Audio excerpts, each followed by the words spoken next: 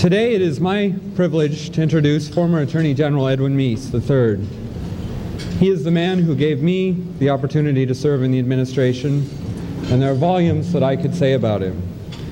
But I won't, because I know you want to hear him. And besides, he's been a longtime friend of the Society's, and most of you know him well anyway. But there are a few things that I think should be said on an occasion like this. It's no secret that Mr. Meese has come under intense fire, in large part because of his loyalty to Ronald Reagan's agenda and his unwillingness to cooperate in the selective leak game that's often engaged in this town. Sometime last year, I was asked about the effect of this bad press on me in a personal way, and was asked what I thought about Attorney General Meese. Well, I told him that I didn't think it would have any lasting effect, and that, in my opinion, Mr. Meese had been one of the best attorney generals in this century.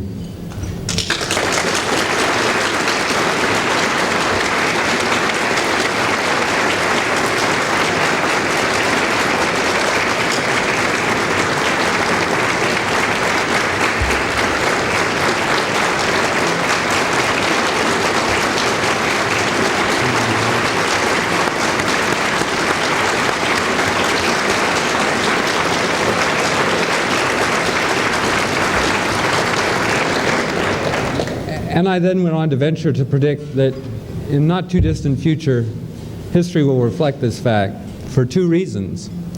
First, Mr. Meese has engaged the legal community in a historic debate about the rule of law and the proper method of interpreting the Constitution. Second, and perhaps more important, unlike many men and women in politics, Mr. Meese not only talked about what was the right thing to do, he acted on what was the right thing to do. In making his judicial appointments, in arguing before the court, and in administering our law enforcement system, Mr. Meese did not hesitate to follow the principles that he espoused on the public speaking tour. It's an enormous privilege and honor to introduce to you former Attorney General Edwin Meese.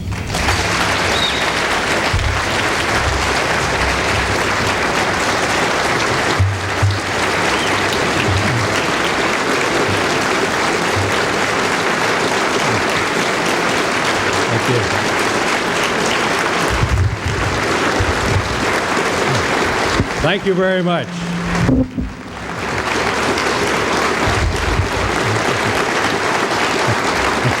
Thank you very much, ladies and gentlemen.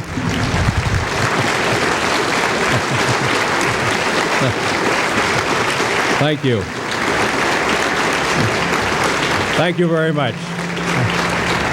Thank you very much for that very warm welcome. As a matter of fact, if we're not careful, we're going to be back off schedule again, thanks to your very generous applause. But I do appreciate it very much, and I'm both honored and pleased to be able to be with you today, particularly to be back among so many good friends. You've had another excellent conference here, a reputation which the Federalist Society has received because of all the fine work that's been done over the past 6 years. As we were talking at the table here, it's amazing to see the progress that's been made in such a relatively short time. You've had quite a variety of speakers and panelists. You've had some excellent discussions and debates here. And after your rousing welcome, I almost think I ought to quit while I'm ahead. But I felt that it might be helpful to contribute just a few informal observations on this theme, the Constitution and the federal criminal law, perhaps to talk about some of the things that have happened and provide some emphasis on the various matters that have been discussed in the different panels and among the other speakers. But first, let me say that the role of the Federalist Society and the tremendous progress that has been made has been extremely important to continuing the debate, extending the debate, if you will, and to what has occurred in judicial, legal, and legal educational thinking during the course of the past 8 years. You have given in the various meetings, conferences, receptions, and seminars of the Federalist Society, you have given attention to some of the basic principles of the Constitution, a subject that was too often neglected before the last 8 years. You and your speakers have asked the critical questions and have raised the consciousness, if you will, of the bar and the bench on some topics that really need to be in the forefront of discussion and debate. And this is a very important role. If you think about it, many of the issues that you've been discussing today were relatively dormant until Ronald Reagan came to Washington and this administration started raising some of these questions. The Federalist Society has had a very big role in the raising of those issues. For example, the exclusionary rule, the MAP case, the interrogation of suspects, the Miranda case, were matters that too many people had accepted as irrevocable, immutable, and unable to be changed. As a matter of fact, when these cases and others were begun in the late 50s and early 60s, as the United States Supreme Court and the Supreme Courts of some of the states embarked on a fairly massive effort to change the rules of criminal procedure in this country, we had a tremendous outpouring of concern at that time from police chiefs, legislators, public officials, and the like. But as year after year these cases remained on the books, as little legislative change was made to alter them, that whole generations of police officers, prosecutors, even judges took office, held office, and in some cases even retired without realizing that there was a different atmosphere, a different environment for law enforcement and criminal procedure before the cases of the 1960s. And so over the past quarter of century, there was kind of an acquiescence, then acceptance, and then virtually ignoring these as major issues. The only group that knew that something was wrong were the people of our country. And as they bridled and wrote letters to the editor and raised the issue when they saw criminals about whom there was no question of their guilt getting off on technicalities, or when they saw people out on bail returning and committing more crimes and intimidating witnesses, they knew that something was wrong. They saw over 25 years the crime rate skyrocket to increase more than 100%. Now, I'm not contending that the court decisions alone were responsible for that increase in crime, but it certainly was a factor that contributed to it. And that's why in 1980, when Ronald Reagan ran for the presidency, crime was an issue. And that's why the questions that are raised by the Federalist Society and by this administration concerning the direction of criminal law and procedure are very important ones, not only to lawyers and judges, but particularly important to people themselves. As a matter of fact, one of the major contributions I think that this administration has made has been a systematic and comprehensive study under the general aegis of truth in criminal justice that was conducted by the Office of Legal Policy in the Department of Justice during the past 3.5 years. In your packets, you'll see the first volume in their reports. There'll be, I think, probably 10 or 12 of these reports that will be issued in similar form. And they go back to first principles and ask the critical questions about why these changes, these departures from the traditional jurisprudence that had led our country in terms of criminal law over the first 175 years of its existence, how they came about, how these changes have affected the conduct of law enforcement and criminal justice, and then make suggestions on how we might make changes that would return us to a more appropriate path. Steve Markman, who is known to most of you and who's participated in Federalist activities in the past, spearheaded this approach, and writing on such subjects as search and seizure, interrogation of suspects, right to counsel, the judiciary's use of its so-called supervisory power to control law enforcement activity, all of these things are contained in this project, which is a great contribution to the debate on the subjects that you are entertaining here. One of the things that I think is particularly appropriate about your theme, which ties together the Constitution and criminal justice, is the implicit recognition that all government authority, including its authority to enact, administer, and adjudicate criminal laws, is derived from the people themselves through the Constitution. And I'd like to suggest that the same principles of constitutionalism, principles such as representation and federalism and separation of powers, fidelity to text and meaning, and so on, which are so important in other areas of government and law, are equally important and should be recognized as critical to criminal law as well. So once again, we have to look at that subject that also wasn't heard much until the last 8 years, original intent. Now, I don't think I have to define for this audience what original intent means, but I can only say it's not what's usually depicted in the news media or among some of our more liberal friends on the campuses or on the lecture platform. Original intent is not a bunch of conservatives sitting around a room with an Ouija board trying to fathom what James Madison would have said about nuclear energy, or trying to divine Alexander Hamilton's views on electronic surveillance. But original intent is an acceptance of the fact that the Constitution and its original meaning, and I think Justice Scalia has made an important contribution to our vocabulary when he said we ought to be looking at original meaning, that there was set up a structure of government and there were set up principles of government that are immutable unless they're changed by action of the people. And I think that's what we're talking about when we use the term original intent, or more appropriately, original meaning.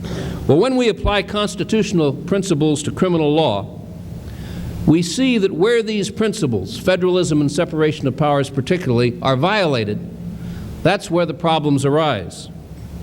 And I would suggest to you that the imposition of the exclusionary rule upon the states, that the wholesale development out of whole cloth of a rule relating to interrogation of suspects were violations of both federalism and separation of powers.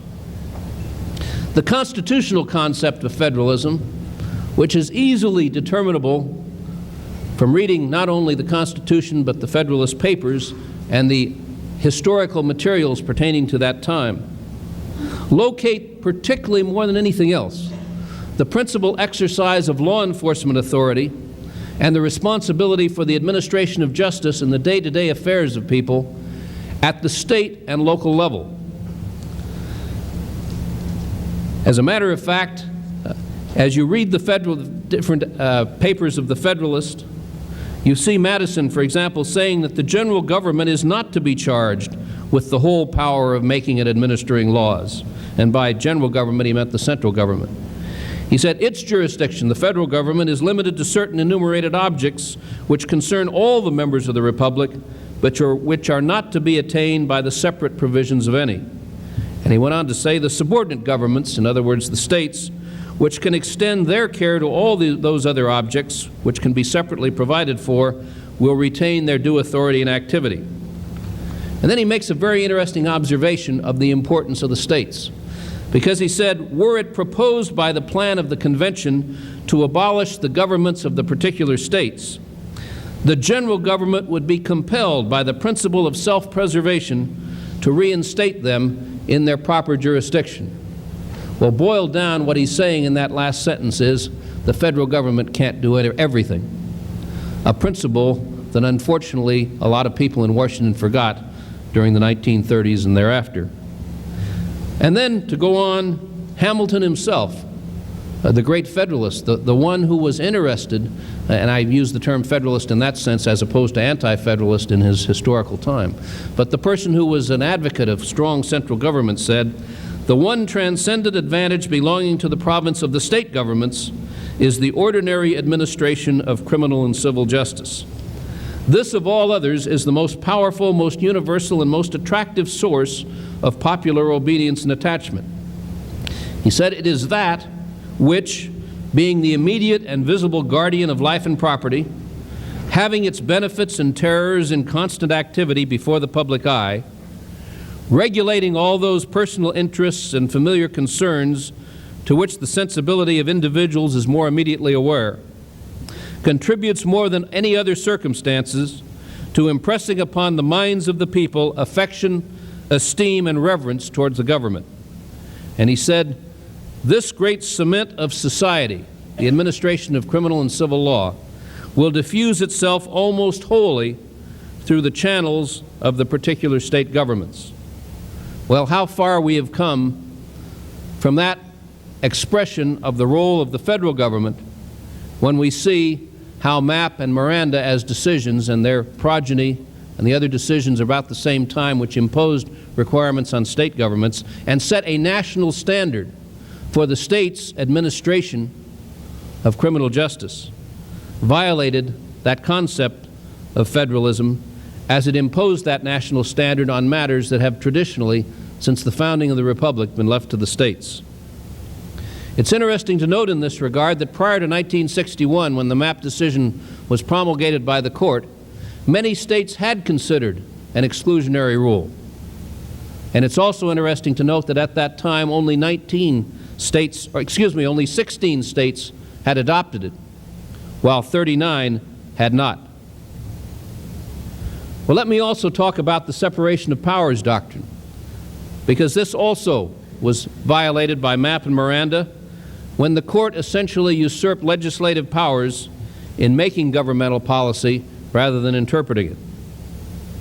This whole idea of the courts, and this is laid out very well in one of the studies by the Office of Legal Policy, really started when the court arrogated to itself what it called its supervisory power to control the federal law enforcement establishment.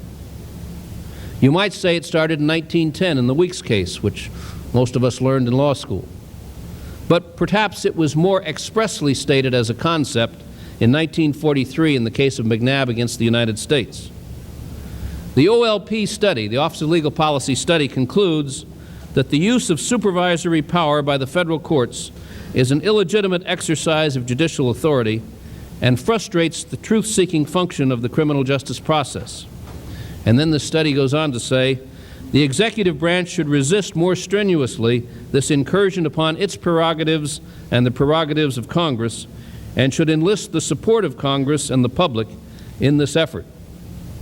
Well, for the courts, it was a relatively short step from the exercise of self-created supervisory power over federal law enforcement to imposing what should have been the exercise only of legislative power over state law enforcement agencies.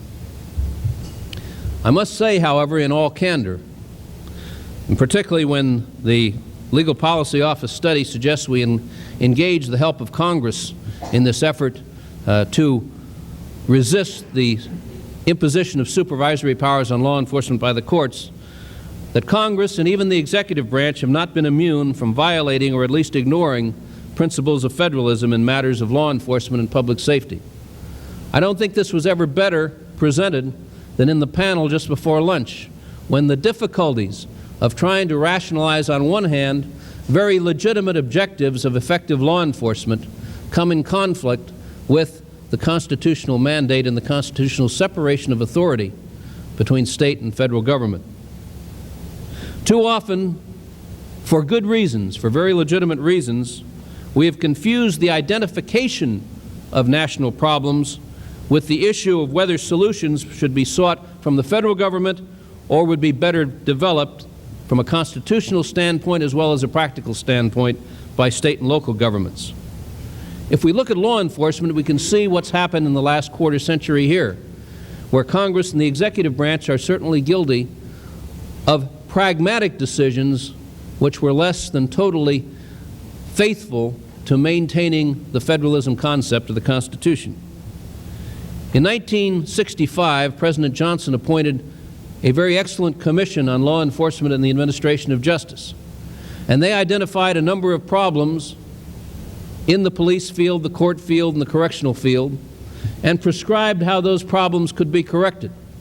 And most of the solutions indeed were recommended to be performed at the local level. But then the Omnibus Crime Control and Safe Streets Act of 1968 was passed, creating the Law Enforcement Assistance Administration.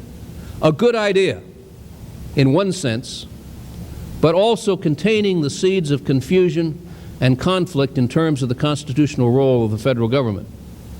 Because it put for the first time in a massive way the federal government into the business of providing standards, in this case from administrative regulation more than court action, and it put the federal government also into the business of appropriating money that would then be returned to local governments for law enforcement purposes. Again, no one doubted the good faith of the people involved.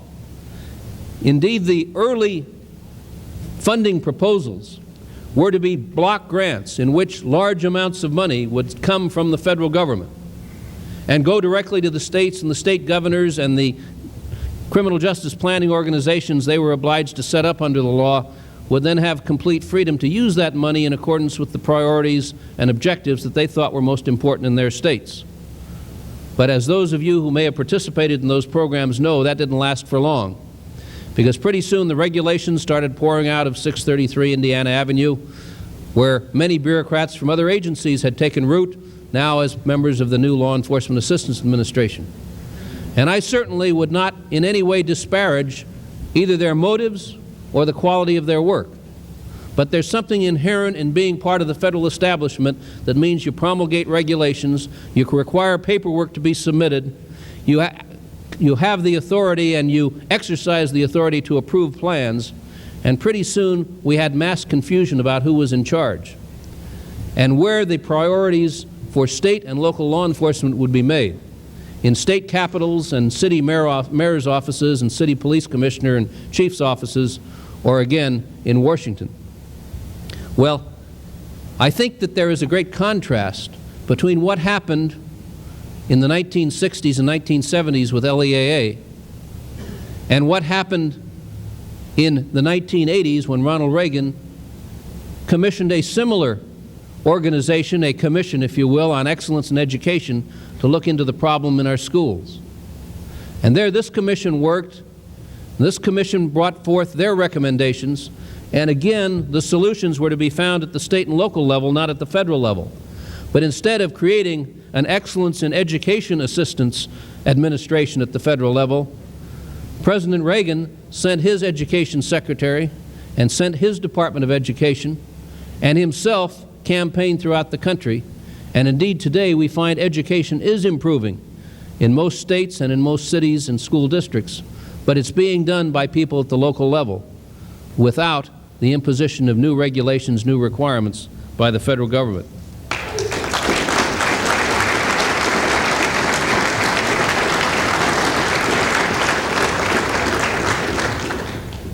Now, that doesn't mean we've solved all the problems with the Department of Education, because you remember the President's main goal when he came to Washington was to abolish it.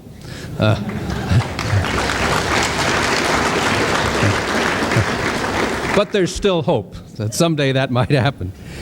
But nevertheless, I think that the distinction, the difference in the way in which these two very important local functions were treated at two different points in time illustrates what we have, what has evolved today as this confusion about roles and responsibilities of various levels of government in terms of criminal justice and the administration of law enforcement programs. That's why today, in the midst of a very legitimate concern about drugs, we have continual calls in Congress for massive federal funding of local law enforcement and of local programs for demand reduction. In other words, instead of working out some means whereby the local authorities would be able to deal with this themselves, we have this continued call for it's the President's responsibility, or it's the responsibility of Congress to somehow step in and supplant the taxing authority of local government and to provide the funds for things that are definitely local responsibilities. That doesn't mean there isn't a very major federal responsibility in the drug field, and there certainly is in the international, interstate, major organized crime rings. But to take federal funds to support local police dealing with local traffickers within their cities, or federal funds for local detoxification centers or local demand programs just doesn't make very much sense, because the same Congress that's now trying to find more money to be sent to local governments has cut the funds for the Coast Guard, which was performing a clearly federal role in guarding our shores against the external threat of drug smuggling into the United States. Well, where do we go from here? Are we so far down the track that principles of federalism, separation of powers, have to be abandoned in the case of law enforcement and criminal justice because it's just too complicated to do anything else, or because the needs of the public in terms of safety, protection against criminals are so great that we should wink or ignore these principles of constitutionalism? I don't think it is necessary to take that route, and I think that there are some ways, even though the suggestions I have are relatively modest, to restore the constitutional framework for criminal justice and law enforcement in the United States. First, I would suggest that we do pay attention to redefining the roles and to reaffirm that the primary responsibility for law enforcement is at the state and local level, as both Madison and Hamilton accepted that it should be. Now, there's certainly a federal role. Let there be no mistake. There's a federal role to handle international and interstate crime. There's a federal role to do those things where jurisdictional limits keep state and local authorities from doing. There's a federal role in providing a national center for the collection of information that can only be done on a nationwide basis, and for disseminating that information. There's a national role in the training and the special assistance and in the technological development, which the benefits of which go to and cover the nation as a whole, and which are beyond the capabilities of any one level of small jurisdiction or any one even large jurisdiction at the state and local levels of government. But at the same time, we ought to make sure that we keep more in mind when congressional legislation is proposed that there are distinctions between what the federal government should do and what should remain with state and local governments.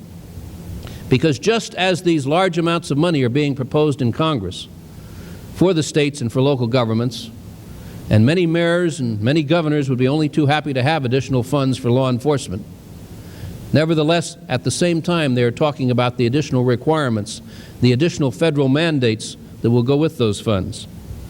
Secondly, I think we do have to address the fiscal problems of local government, particularly in law enforcement.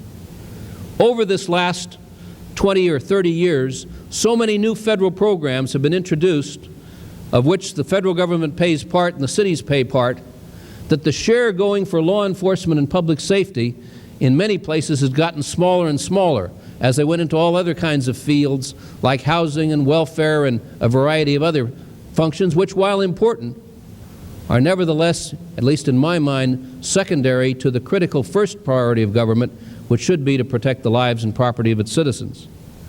But I think there is something the federal government can do if the congressmen and the senators were serious about addressing the fiscal plight in terms of drugs and other law enforcement issues. I think they could find a way to do so in a manner other than taxing at the federal level and then doling out monies to local governmental bodies. And that is, why not allow states and local governments to raise their taxes and make whatever they do under such programs qualify as a direct offset or tax credit to people on their federal income tax. It's a way of providing more money at the local level without, at the same time, having that money first come to Washington through the federal taxing power and then come back to state and local governments with a little taken off for bureaucratic administrative costs and with a lot of regulations and additional mandates imposed.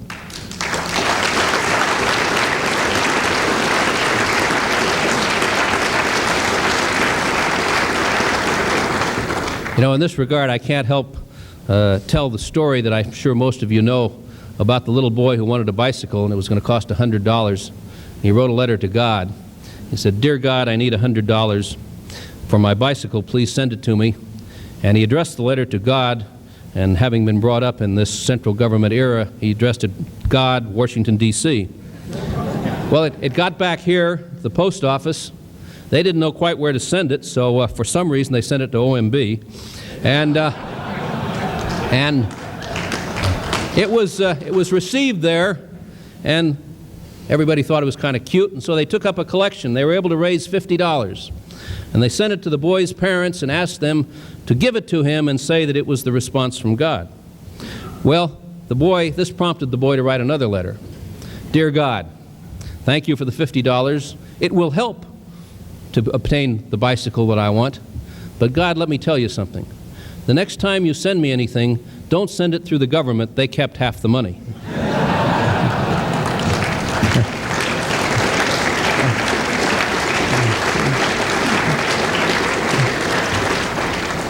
The third suggestion is one that I think really needs a lot of attention and which hasn't been discussed here, I don't believe, at this conference. But that is, we are wasting the resources of the criminal justice system, particularly the courts, prosecutors, and to some extent the congressional resources, by criminalizing almost everything in order to show that it's important. We have civil laws, we have civil penalties, we have all kinds of things that don't bring into play the whole panoply of the criminal justice process, which can be used to take care of regulatory offenses, that can be used to take care of a variety of environmental offenses, a whole group of things where the penalties will be sufficient under the civil law to control and contain the conduct, but at the same time will not tie up the very limited resources that we have to deal with real crime, the malum in se types of crimes like murders, robberies, rapes, drug trafficking, and the like.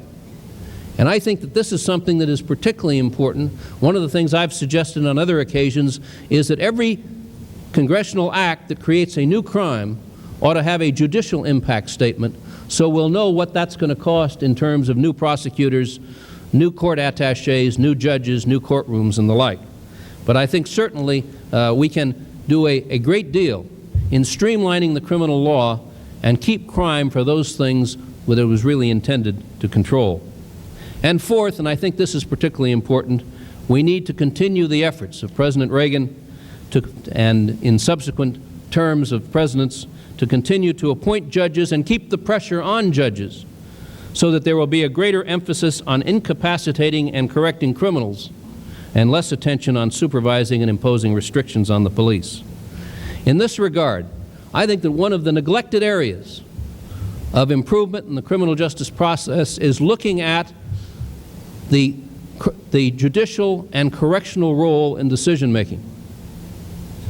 If the heads of the large companies in our country had the same record of handling their business as judges do in trying to determine which criminals should be incarcerated, which should be allowed on the street, which criminals should be held for what period of time, who should be granted probation, I can assure you that the Fortune 500 would have about 500 new CEOs.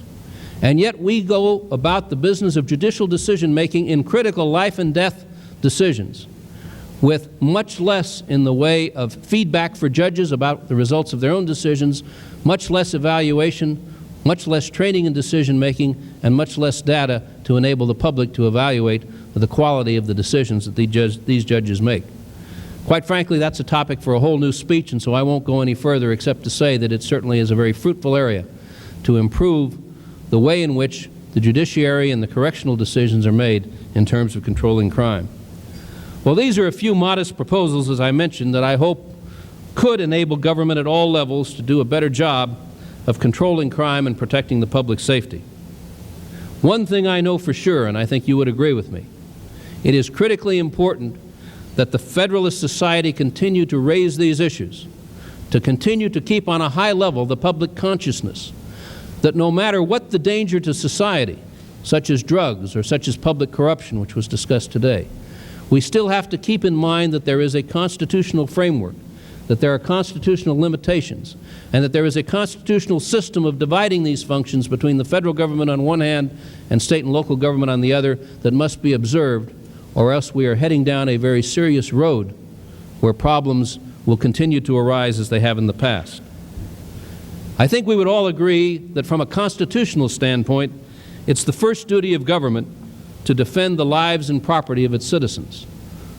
This goes back to the first establishment of governments to do that, to take that right away from the individual, but in turn, the commitment of government to provide that protection for the individual. By carefully acting under our constitutional framework of government, I believe that this function can be performed much more effectively than it has been in the past. That's why I think that this conference and the issues you're discussing present a very important challenge to citizens and public officials alike. The answer to that challenge will determine how well we as a nation fulfill the mandate that is contained in the preamble to the Constitution. That is, how well we're able to establish justice and maintain domestic tranquility. Thank you.